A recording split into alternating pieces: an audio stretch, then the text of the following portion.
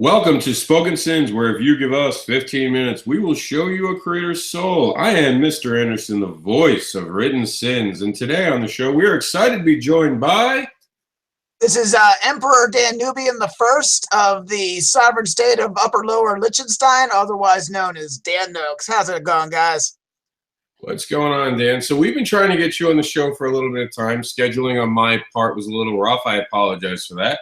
There's been some time negotiations, yes. Yeah. So what brings you to Spoken Sins today? What are we talking about? I know there's some exciting projects you wanted to speak about, and I can't wait to get into them.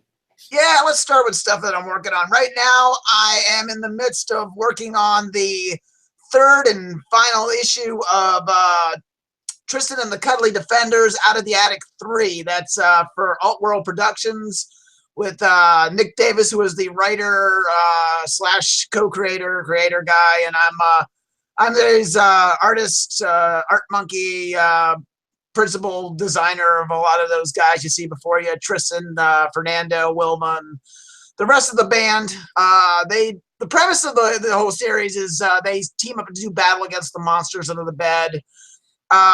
It's been a fun ride for the last 5-6 years that I've been a principal party working for Mr. Davis and putting these cute and adorable little characters, who are not creepy, by the way, to life. I kind of get that moniker a lot, but not with the Cuddly Defenders.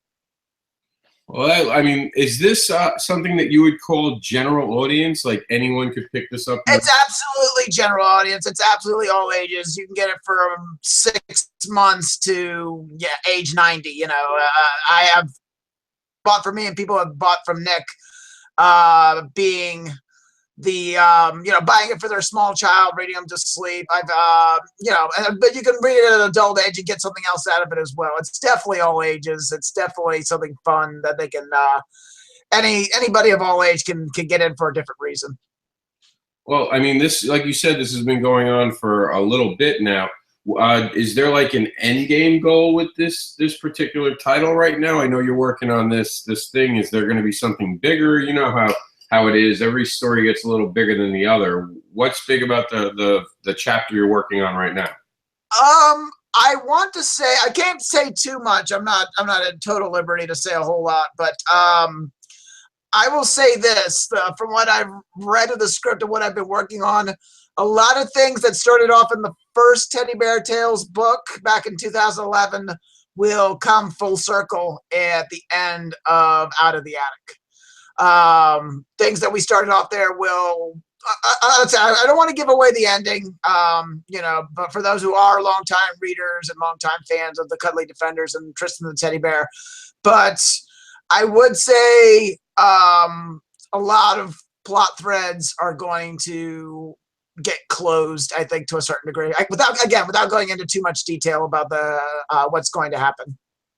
Well, that sounds very interesting. Now, the one thing I always love about these projects is the fact that they're, like you said, they're cuddly and they're cute, and sometimes people do think that you're trying to do something different with it because that's the new trend. But these are very cute. Can you go over, like, is the next thing going to be Kickstarted? And if so, will the bears actually be offered in the Kickstarter? Is that basically, you can get these guys now on the website. I know Nick keeps a certain supply of those guys around in toy form, and can pick up Tristan or Wilma, Fernando. There have been other guys who worked on the book, such as Carlisle's and Scott Markley and all those guys with like the Force and Scout stuff. In this current installment, the Out of the Attic series, I've come on as a writer for the first time on a Teddy Bear Tales book, and I wrote a backup story called The Menace of Mechanor. And the premise between that, remember the old Beanie Babies things from the 90s? Yeah, I do. Yeah, basically, I went and created a Beanie Babies parody set of characters called the Bestie Buddies. And I sort of told the story of what happens to the Beanie Babies after the fad dies down. They sort of... they go to the land of imagination, and all these refugees that sort of get thrown away and tossed out by kids because it's no longer popular to have Beanie Babies. They go and they form their own town called the Town of Second Chances, and they form their own community, and they do well for themselves. It's a lovely little agrarian environment, and things go well for a while, and then this giant 50s style robot named Mechanor. Think of the old like I said, 1950s, 1960s style kids robots come into town, and he takes over the town. He throws everybody out, and the inhabitants call the Cuddly Defenders to come into town and take on Mechanor. Oh wow! It sounds like Transformers meets Care Bears in a very intense way. Yeah, I think it's a pretty fun story. I mean, I also really, it's all one panel splash pages. It was inspired by Walt Simonson's Thor. I think it was the issue where it's all told in splash pages. So I kind of wanted to do that. Simonson's a big hero of mine, and it's all told through narration. There's no dialogue.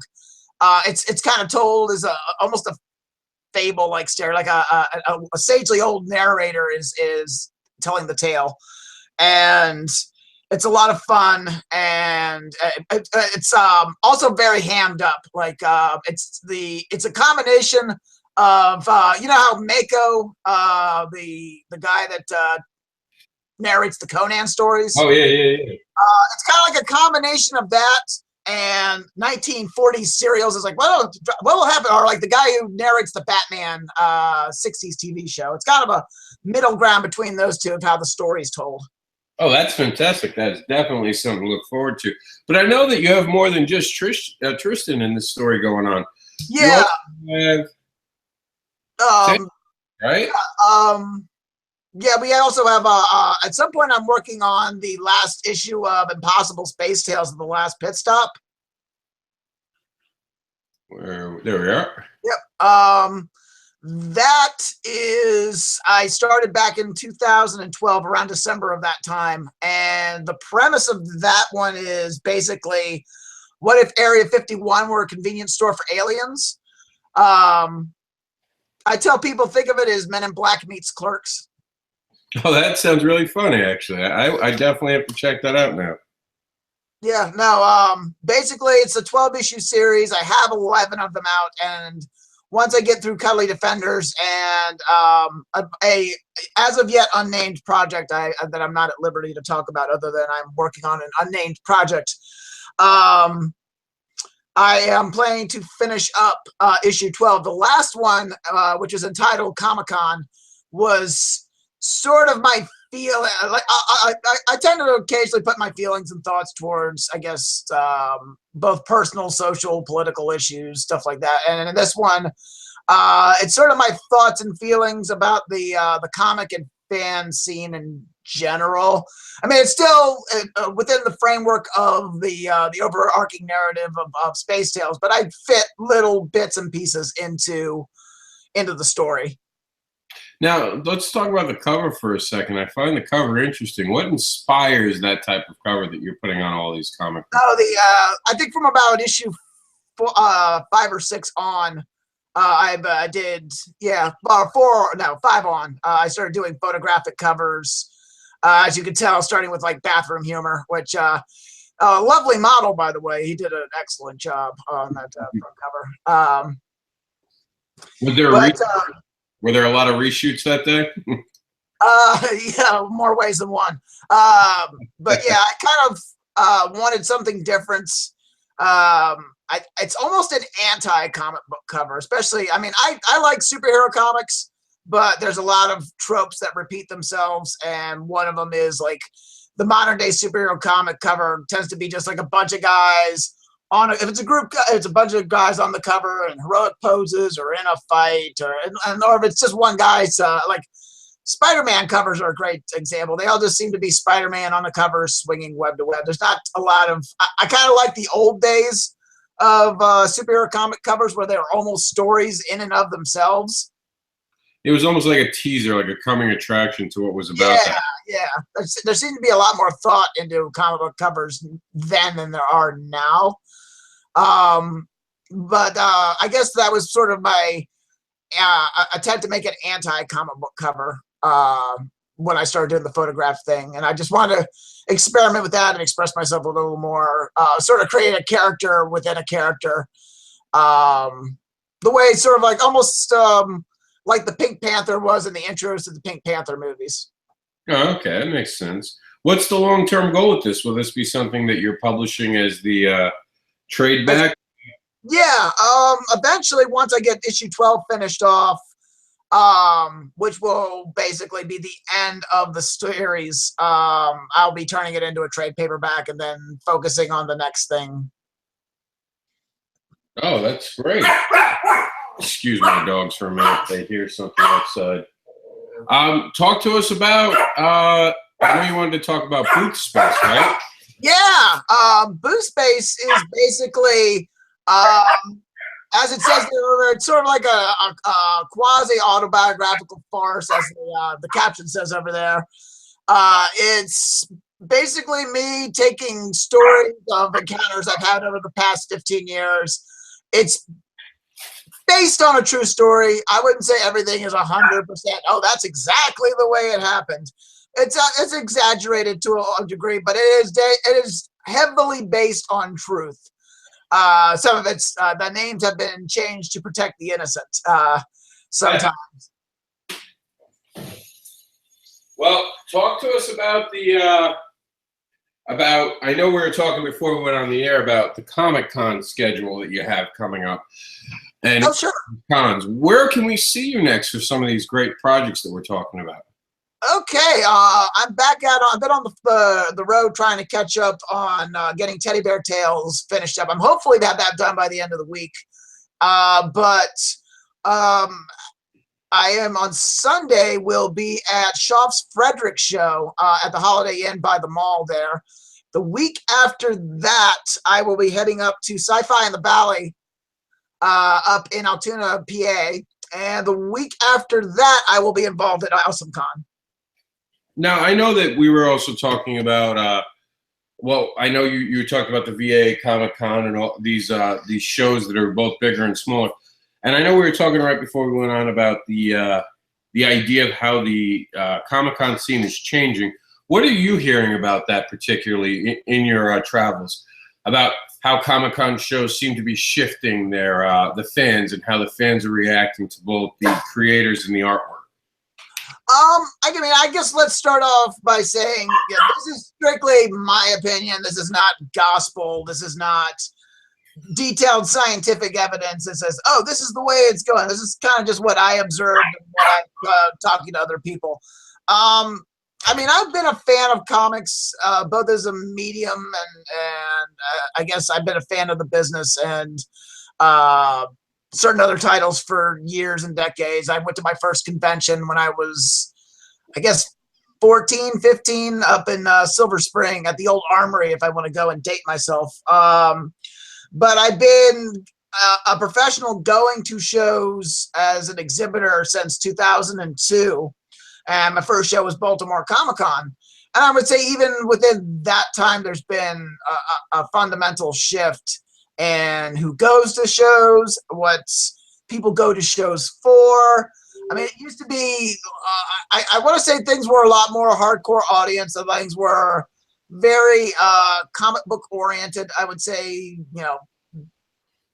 as much as 10 or 12 years ago.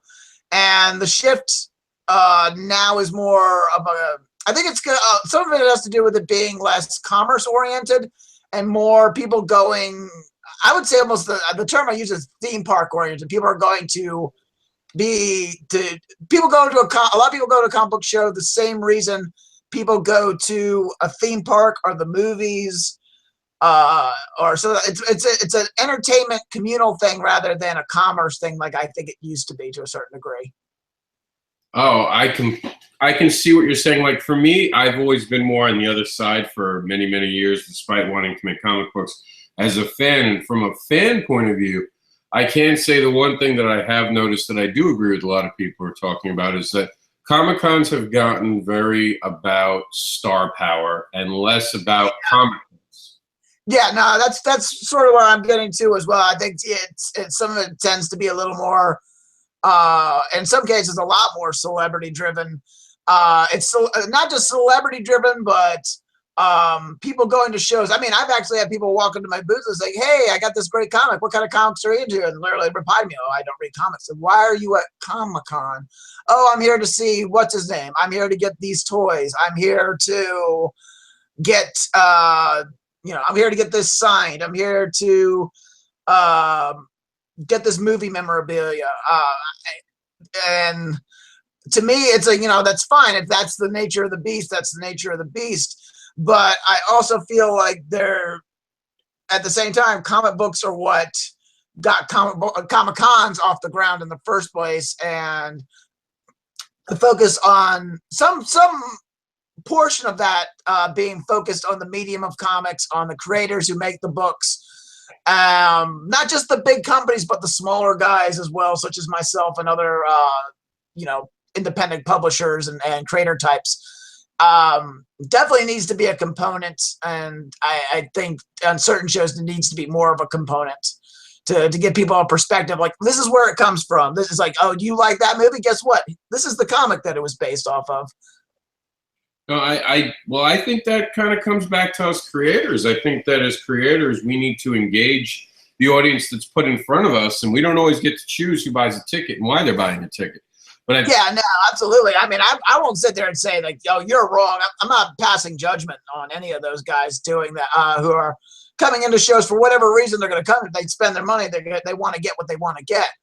I do think that us as creators have to sort of sit there and think, well, okay, if this is the nature of the beast, then what do we do now?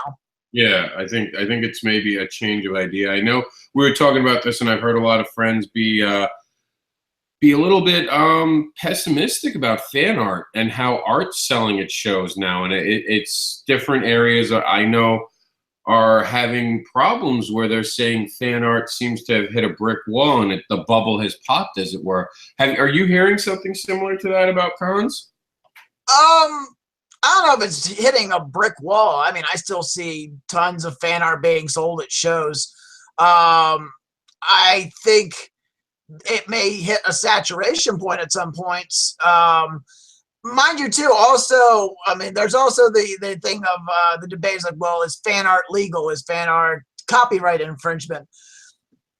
I mean, from the strictest legal definition, and I've gone to several sources, and this is what I've got. Again, let me put a disclaimer. I am not a lawyer. You should definitely go and do your own research. But this is what I've come out with from the research that I've had. Anytime you go and take a licensed property and recreate that and sell it without permission, it's copyright infringement. The question is not the legality, it's the enforcement. And the enforcement is, it seems the most part, I guess the best term is lapse. So that gives the leeway for fan art to come in and do what they, so if you're a fan artist to come in and put fan art together and sell it at shows. I'm not going to say anybody's right or wrong. I myself do commissions of established characters at shows. Technically, that puts me at fault for, in a legal sense. But again, do the major companies enforce that law? As of right now, no. They could literally, I guess if anybody's going to come in on the enforcement thing and do anything about it, it's going to be Disney, because at this point, Disney owns a huge chunk. I always say Disney owns a huge chunk of your childhood at this point. Between Marvel Comics, between the Muppets, between their own Disney properties. If they wanted to get a good half a dozen shows and put cease and desist orders, it would basically trickle down to the rest of the shows and scare the living hell out of them into putting more stringent rules and regulations about that kind of thing. Well, I think they kind of tested the water with that last year, where they did actually go into, I think, 2 or 3 shows with that. And I know a lot of artists were left the old argument, is it legal or is it not, like we just talked about. But yeah, forgetting about that just for a moment and really just burrowing down, I guess, to the meat of the issue. is the fact that if, and I don't know how you feel about this, and this is just a question. You can feel free not to ask it because I know it's a hot button question. Taking the fifth. No. But do you think the fan art's hurting indie comics? Because I know that I was at a panel this weekend where Martin Dunn said that, you know, if you're that good of an artist, why aren't you drawing your own original stuff and selling your own original stuff? Do you think that that could be a problem? I mean, I kind of see what Martin's point is that the more that we're selling Marvel for Marvel, all we're doing is helping sell Marvel. And we're all complaining, and you hear this big crowd of, oh, they're just coming for these celebrities, but aren't we making them bigger celebrities by making fan art? Yeah, it is a complex. You're right. It's absolutely right. It is a complex issue. A lot of it has to do with the fact is, yeah, by us creating fan art, we are in a certain way, in a weird, convoluted way, we are giving our services away for free to Marvel and DC. I mean, I'm not saying free, but I mean, we are we're being promotion machines in exchange for using their creative properties to try and make ourselves a buck. Does that wind up hurting independent comics? Again, I don't know. It's a matter of like the problem is people in general don't want to take chances in terms of anything entertainment wise. They don't want to try. It's like if it's here's a good story. I had a friend who was a comic book store owner, and he went to the Retailer Summit in Baltimore around 2008, 2009, and that Marvel comes up and does their little story. You know, every publisher goes up and does their little song and dance and takes a question and answer survey. And finally, Marvel gets up, and at the end of the discussion, somebody in the audience asked them point blank, like, "Why do you put out so many shitty titles?" And the rep for Marvel without missing a beat says, "We do that because most store owners, when given the choice between a good but unestablished book or a crappy new Spider-Man title, will always choose the crappy Spider-Man title because they know they can get those 20, 30, 40 units or whatever units they buy out the door in one way or another." No, I mean, I think right there you pretty much nailed it in how you said it. And I think that for everyone who's wondering what's happening with Comic-Cons, I think we can all agree that the business model is changing, and as creators, you have to change with it. So I don't have the answer, and I'm sure you don't have the answer. And like, no, it's definitely not a simple. This is the problem. We need to get these guys and get them out of here, and then everything will return to the good old days utopia of old. And then I think on the other side of that coin, I tend to get a little flustered when people tell me about this quote unquote good old days. Like, I was around in the good old days, and there's certain things that are much better now than there were 15, 20 years ago. There really was not this quote unquote good old days that people like to talk about.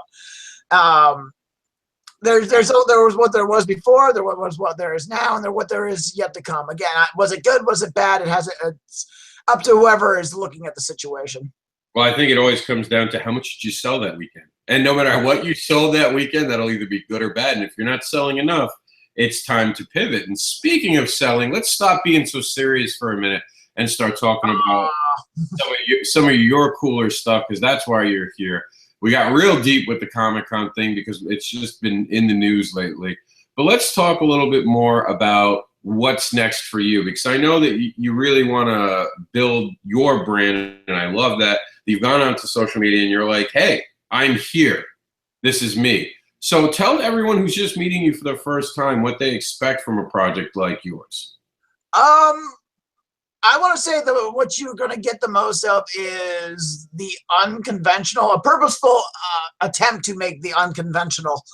I have no problem with superhero books. I have no problem with Marvel, DC in and of themselves, but I feel like Marvel and DC have the corner market on the superhero market. I want to be the guy that expands the credibility of the medium of comics. I want to be one of those guys that, other people, hopefully after me looks at my work, it's like, this dude inspired me to go and do comics myself and to do comics the way I want to do them. I mean, that's the whole purpose, a huge part of the purpose of doing creator-owned comics. I went through the, like I said, back in the 90s and the early 2000s, I went through the system. I sent multiple submissions, and in fairness, they were total shit. They had every right to reject me, but you can, once you get that rejection, you can do one of two things. You can say, okay, I'm not meant to be in this line of work, or you say, I am, but I do need some work to work on it a bit. So I took the latter road and I formed a creator-owned imprint, which I've been doing for 15 years now. And that, one of my biggest goals is to go and do comics my way, to write differently, not different, and not to be different for the sake of being different, but different in the hope that I expand the potential of the medium just a smidge. When I go, there's a saying I like to go around with is, when I say I love the medium of comics, you should take it with the same amount of seriousness that when Bruce Springsteen gets up on stage and says, I believe in the power of rock and roll. I know that sounds like pretentious bullshit, but I absolutely, positively stand by that line of thought. I don't know if I'd call it bullshit. I think what you're saying, and I completely agree with you, is that you don't believe there should be panel boxes in how we do things. We should just make our own comic books the way we want to make them, and not try to copy everyone else. Because I mean, not feel limited by conventions. Not feel limited. Like, here's another thing I like to go and pop out. Well, a lot of people that go by my who are aspiring creators or just getting off the ground come up to me and it's like, I got this great idea for a comic. It's like, okay, well, shoot me your pitch. And the pitch, a lot of these pitches start off again with like the whole, okay, it's about a superhero who is like, are you doing a superhero comic because you want to do a superhero comic, or do you feel compelled by I guess the borders and the conventions and the paradigms of what people think comics are supposed to be about? And it's really funny that you mention that, because for those who have been really huge fans of comic books, everyone knows they didn't start off with superheroes.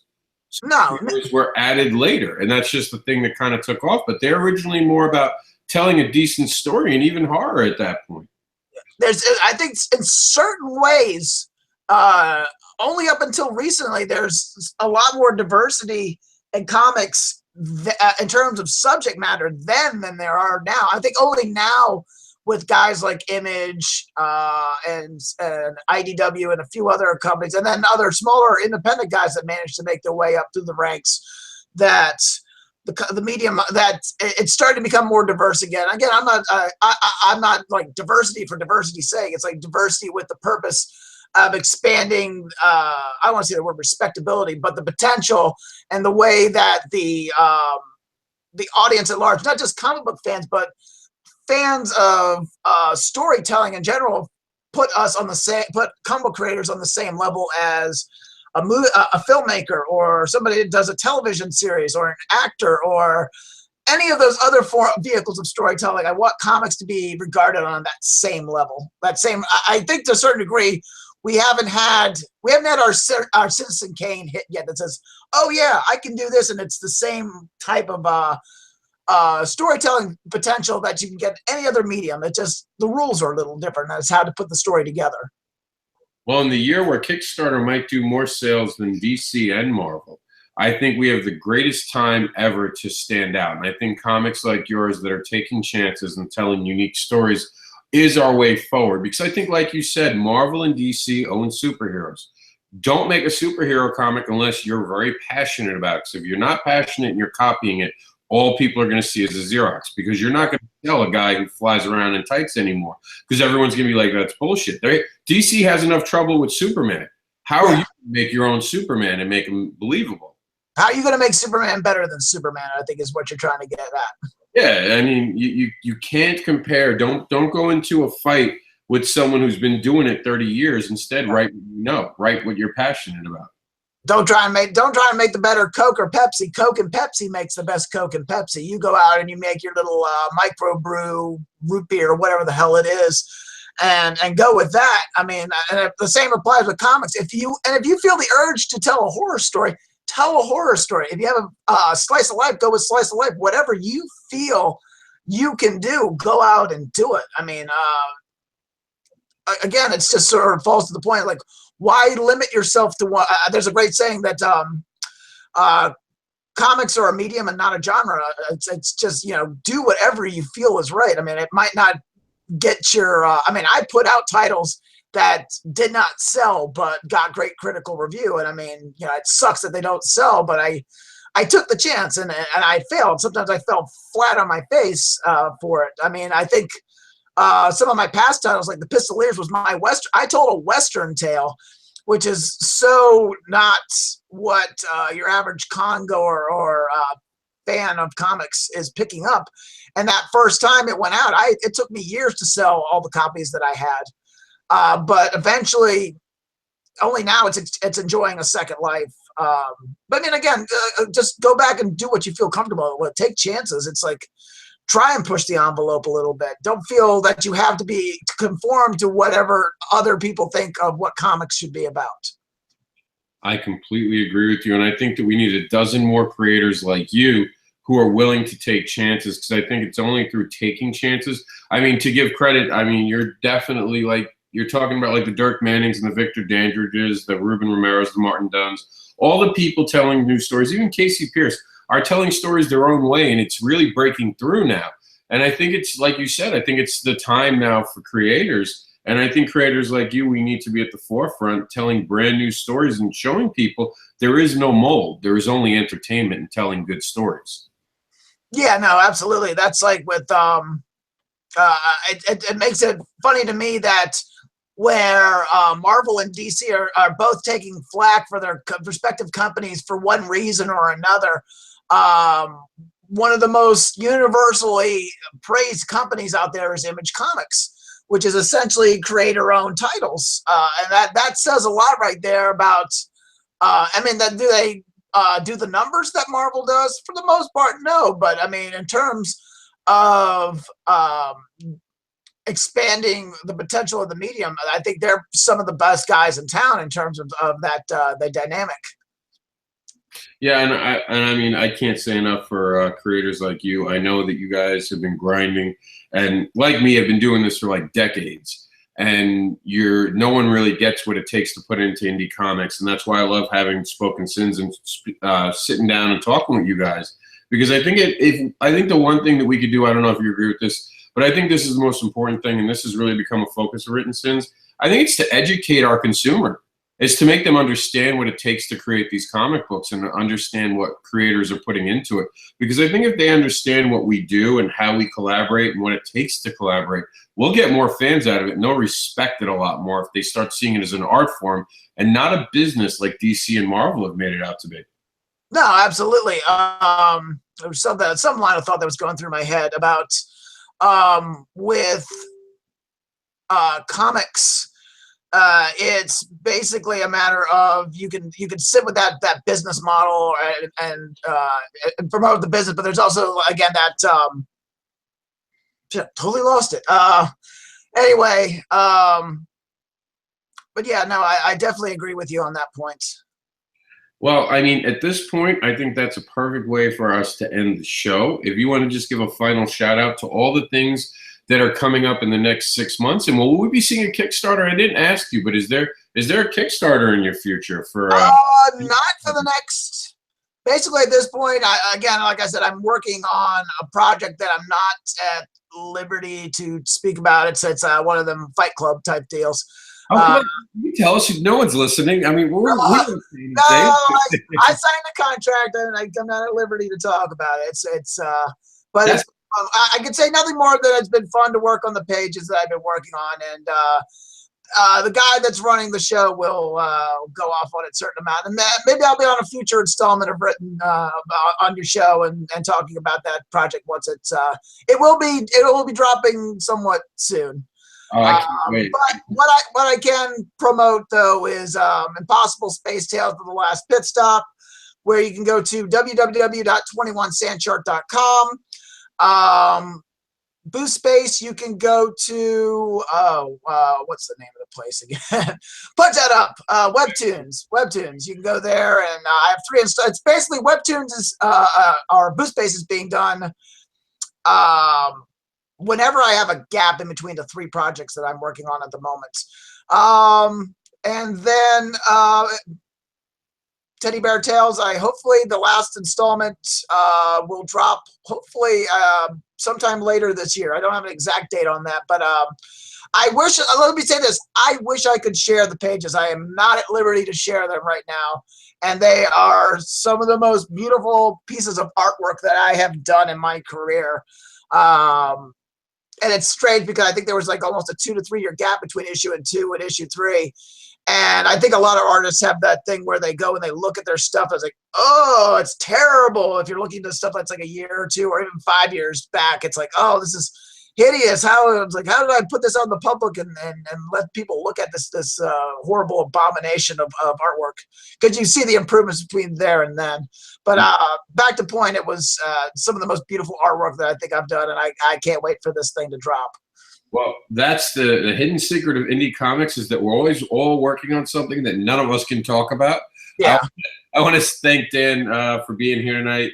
Awesome creator. If you haven't been following him, now is the time to get on the coattails, especially with this big announcement coming that we're all being teased with. So we look forward to it, Written SiNs, covering that story when you're ready to share it with us.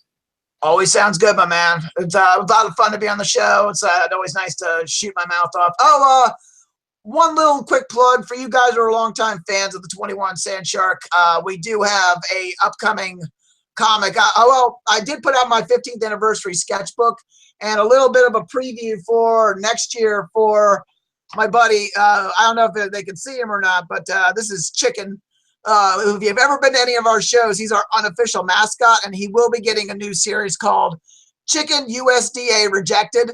Imagine it as one of Chicken's stories after a ComicCon being narrated by Hunter S. Thompson.